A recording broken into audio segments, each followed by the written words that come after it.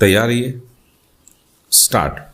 महोदय, गत दिनों मुझे दिल्ली में देश के एक शीर्षस्थ नेता से मिलने का अवसर मिला। यह नेता पिछले दिनों जापान तथा दक्षिण पूर्वी एशिया के देशों की यात्रा करके लौटे थे।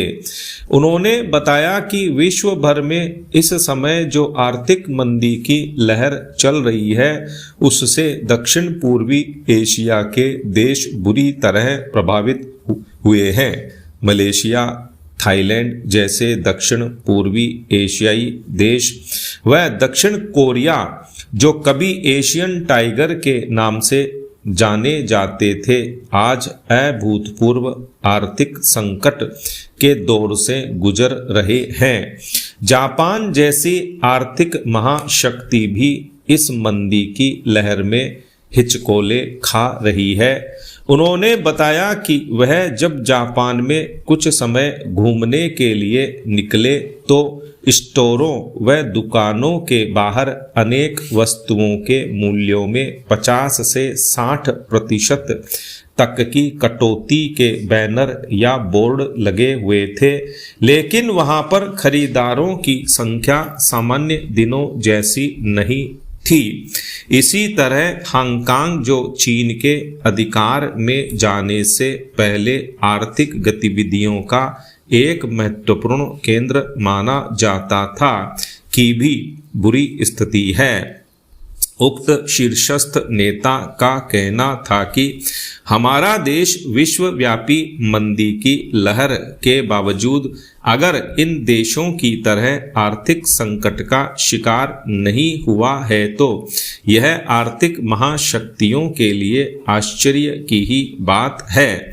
इंडोनेशिया में आर्थिक संकट ने वहां के सर्वशक्तिमान राष्ट्रपति को पदत्याग करने के लिए विवश कर दिया तथा मलेशिया में प्रधानमंत्री के विरुद्ध व्यापक जन रोष उत्पन्न हुआ है।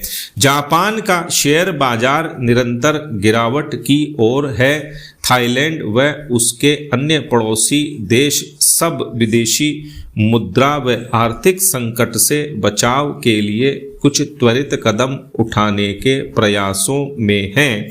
इन कदमों से वह कितनी जल्दी आर्थिक मंदी से उबर पाएंगे कहा नहीं जा सकता। हांगकांग, सिंगापुर तथा अन्य एशियाई देशों में हालत यह है कि जहां पहले पश्चिमी देशों की महंगी विलासिता की वस्तुओं की बिक्री धड़ाधड़ होती थी, वहां अब इसमें काफी कमी आ गई है। एक अनुमान के अनुसार इन देशों में आयात करने वाली कंपनियों के व्यापार में 20 से 25% तक की कमी आई है। पैरा।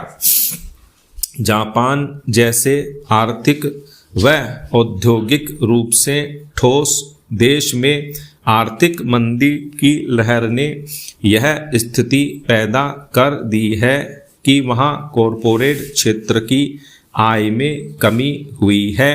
व्यापारिक संस्थानों के दिवालिया होने की संख्या में रिकॉर्ड वृद्धि हुई है। पूंजी बाजार में आर्थिक संकट पैदा होने लगा है।